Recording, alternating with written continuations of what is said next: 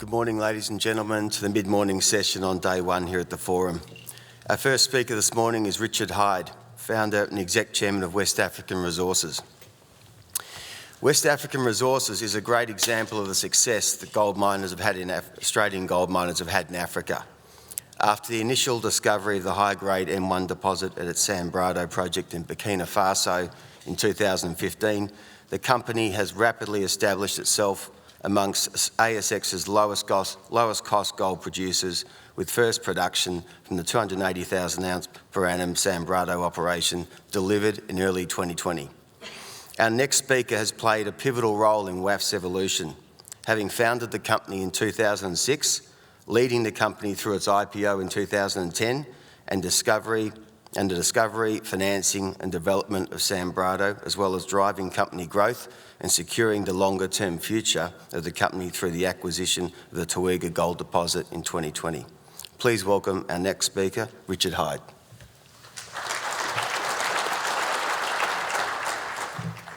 Thanks, Marcus, for the introduction. Also, thanks to the team at Diggers for having us back for another year. This is our 11th Diggers and I think our 6th presenting.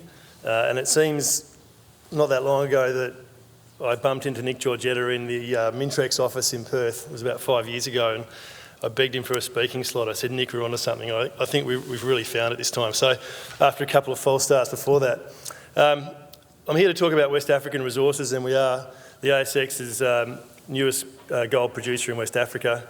And I've got some forward-looking statements to make. This is on our website if you'd like to look at this in more detail. So this slide's just a snapshot of the company. We've provided maiden guidance this year, 250 to 280,000 ounces at $720 to $800 US an ounce. We're currently tracking very nicely towards that.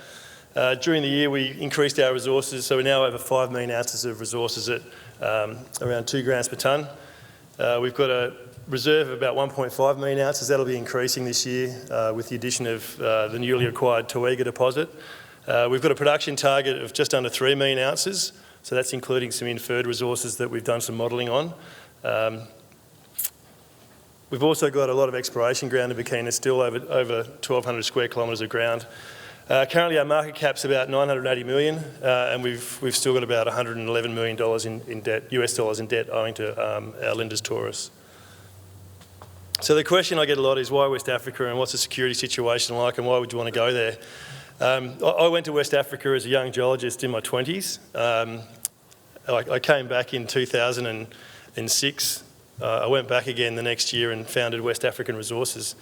The reason why we're in West Africa is because it's got the best geology in the world for finding gold deposits, and the biggest players in the world are there. So the likes of Barrick, Newmont, B2 Gold, IM Gold, Kinross, they've all got major operations, tier 1 assets in the region.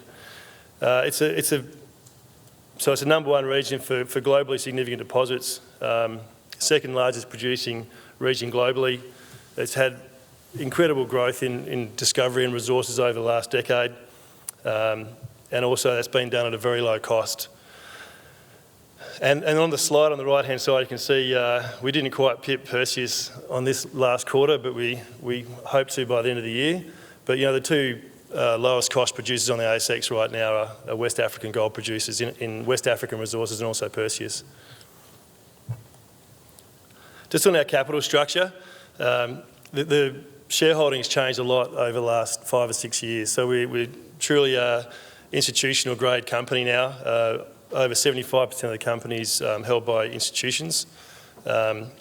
We've still got some very loyal shareholders who have been there from the start. And it's always good to come up to Kalgoorlie and see them all knocking around still and saying, well done, thanks very much, I hung in there, which is really wonderful. We've been generating a lot of cash over the last few quarters. We finished the June quarter with $45 million US in cash, nearly $20 million US in bullion, unsold bullion. We smashed our debt down this quarter. We've paid back Taurus $51 million US in Q2. And we look forward to really rapidly repaying that debt. That should see us net cash by the end of the year and debt-free by early next year. So Burkina Faso, it's a country not much bigger than the state of Victoria. It's slightly bigger. And one of the enduring qualities of the country is that it's got fantastic geology for finding gold deposits.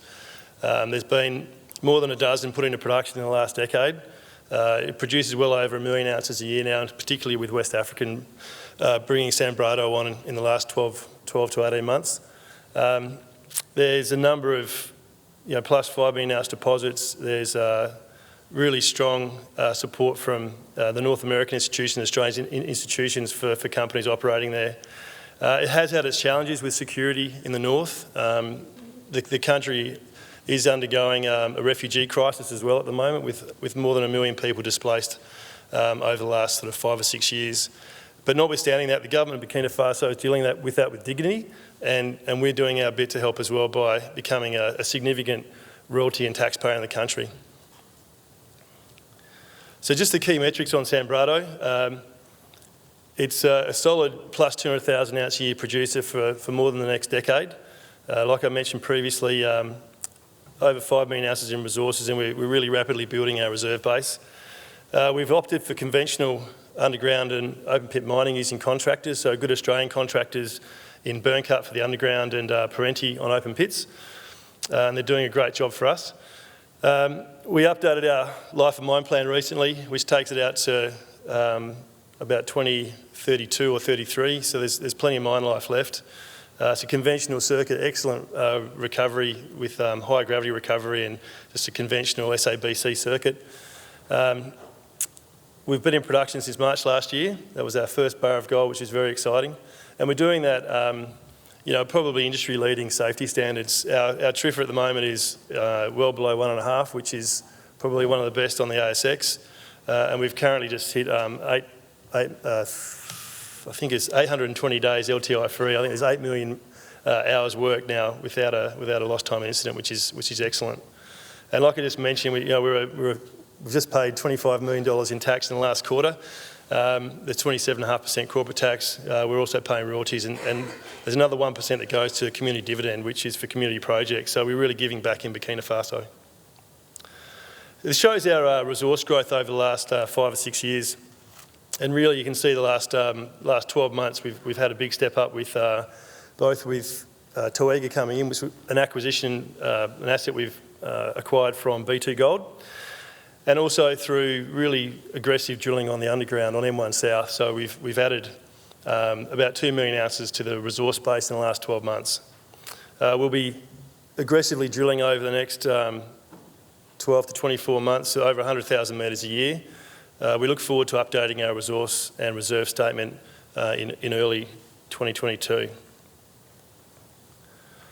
One of the things that I really wanted to do before we financed the start of building was to build out a 10-year mine plan. So one of the companies that I've really admired historically has been Randgold, and it's been a fantastic producer for over 20 years in West Africa.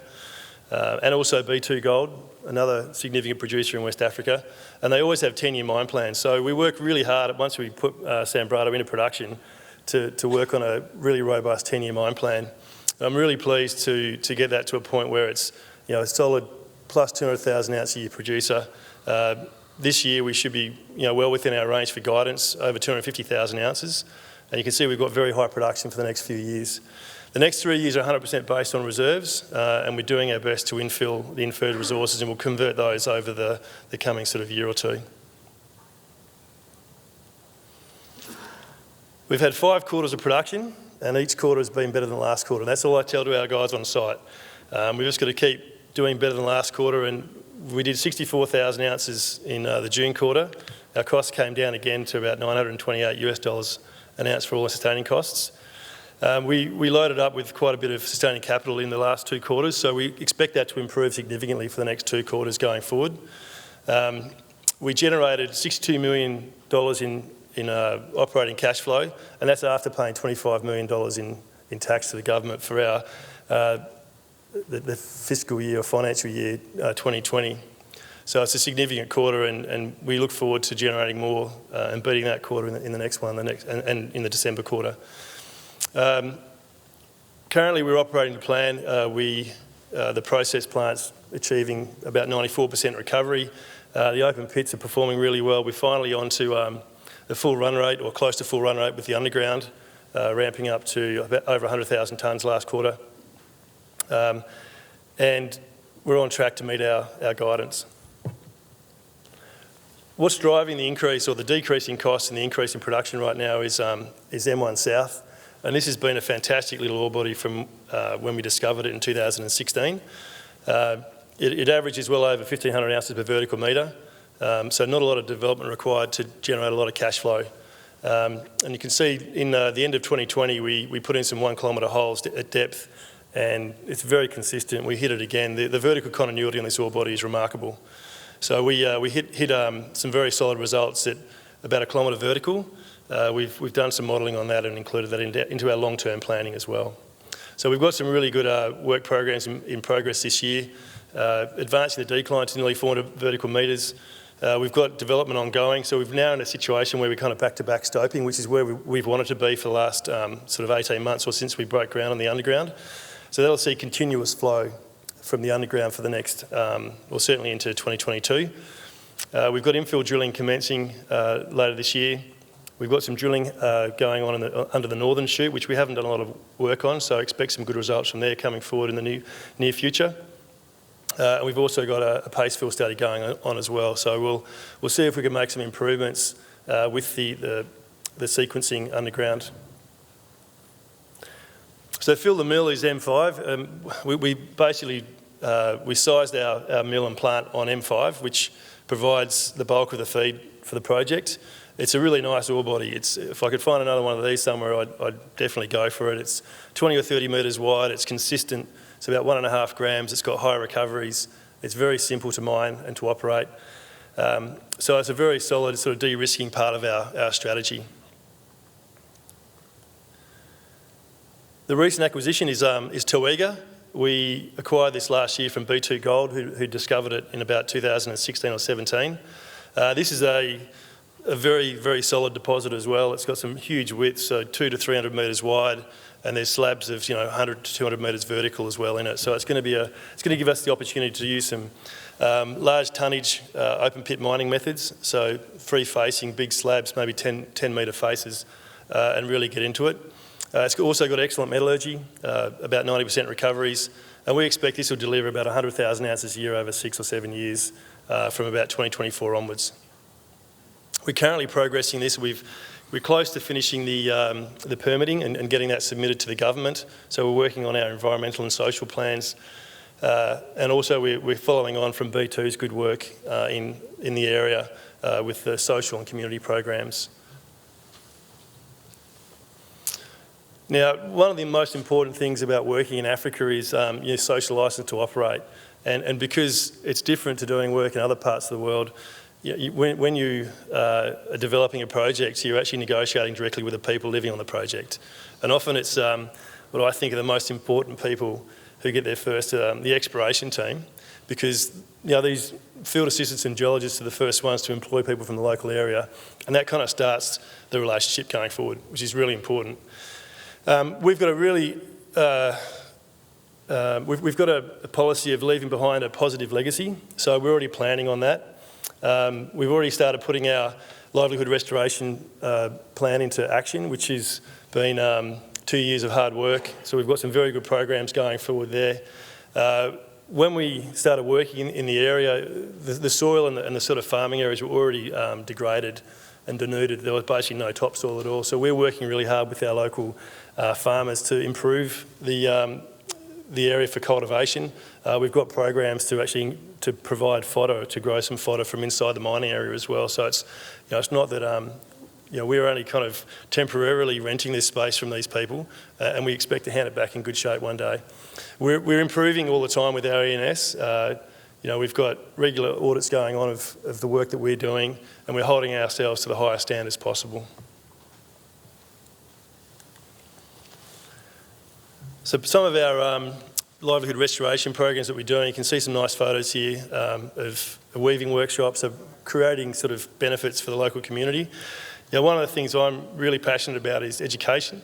So the At the moment, we've built 3 new schools, and so there's kids in those schools who are getting an education that would never have got an education if it wasn't for our company.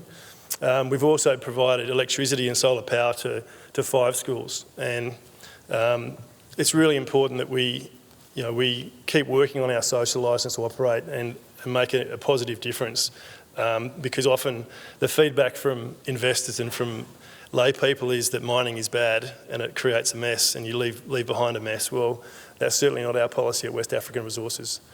So we're also working with our local communities on health campaigns. Obviously COVID's been a big one, educating them about how dangerous that is and how easily it can be transmitted. But also that kind of ties in with some of the other programs that we're running on family planning, which is really important, and also around really dangerous diseases like malaria and typhoid and meningitis, which are prolific in West Africa. One of the biggest things we can do is employ people and train people, and we're doing that. So more than 50% of our workforce now comes from the local area, and there's really good stories of people who have never worked before getting jobs. And when I was underground recently, one of the burn cut training managers was telling me about they'd taken on 12 underground truck drivers and 7 of them are female, which is unheard of in Burkina Faso and probably almost anywhere. So we're actually breaking boundaries as well and doing things a bit differently. So one of the things that has been really challenging in the last 12 months with COVID has been, how do we maintain our workforce? How do we keep the place operating? And we've done that. I think there's some advantages over Western Australia at the moment because it's a very restricted employment pool here in Western Australia. And fortunately, being an international company, we can employ from anywhere. And you can see this map. We've got North America covered. In fact, we cover most of the continents except for Antarctica. So we've just recently employed someone from Suriname in the top end of South America. We've got an open pit mining manager from the US. We've got Kiwis and we've got people from Indonesia, Philippines, from all over the place. And it's a real United Nations effort. But 90% of our workforce comes from Burkina Faso, which is really important. So the truck drivers, the digger operators, underground truck drivers and bogger operators now, they're local. And we're working with our contractors with really good training programs to get them accredited so they can actually have an Australian level accreditation operating in West Africa. 60% of our roles are filled by nationals from Burkina Faso. Like I said previously, half of the workers are coming from the local community and 20% of our workers are women, which is really important. And we've got women in key positions as well, heads of departments, for open pit mining, for example, and also community and environment. So we haven't set out to be, to break boundaries in diversity, but we are actually doing it, and that's just through good policy. So, we don't discriminate on gender, social or ethnic backgrounds or age. We definitely believe in equal opportunities and giving everyone a go. And like I said previously, we're doing training programs that are accredited with the Australian institutions, which is really important.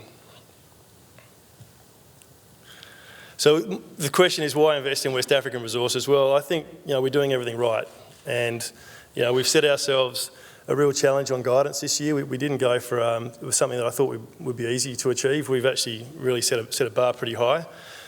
We've got a quality team, and that includes our board, which is really fit for purpose. Everyone's got a specific skill on our board, and we work very well together.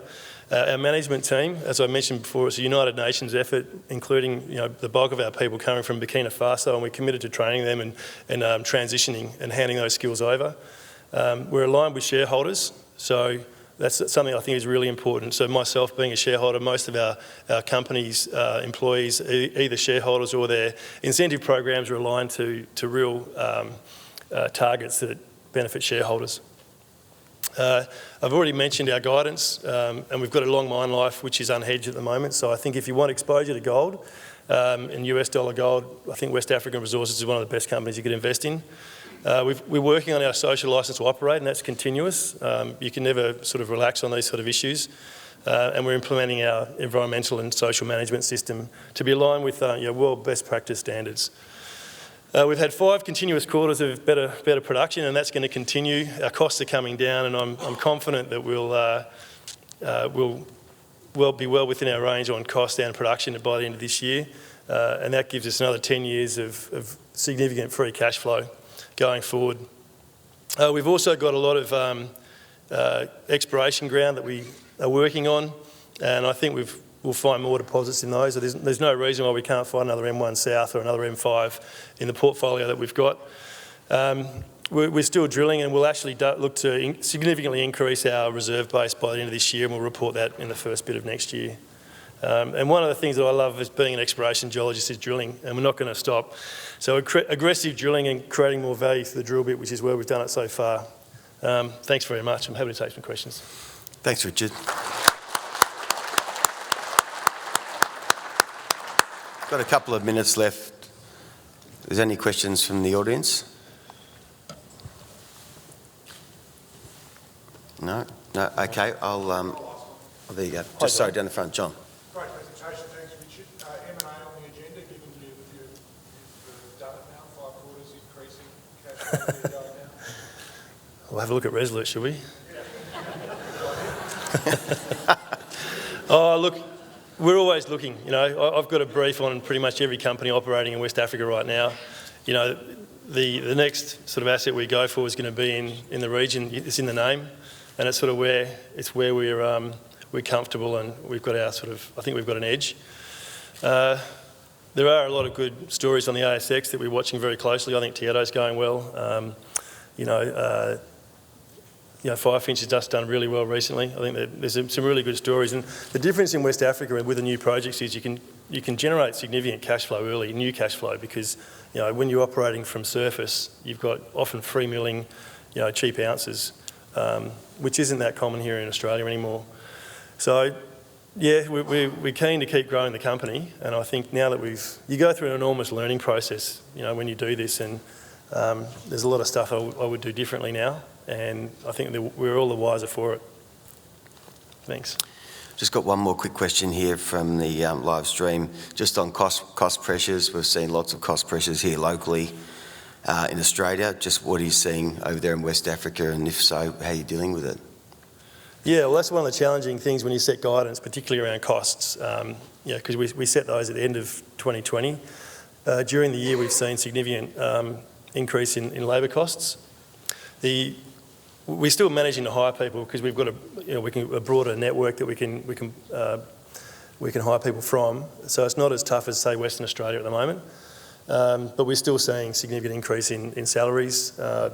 Steel's gone up significantly, so any plant improvement, structural steel, milling material's gone up 30 or 40%. Reagents are okay at the moment. Fuel's pretty stable. So yeah, but we're seeing some increases. So the only way we can, I guess, ameliorate that is to hit the ounces as hard as we can and get to the top end of guidance. Good on you. Thanks, Richard. Thank you.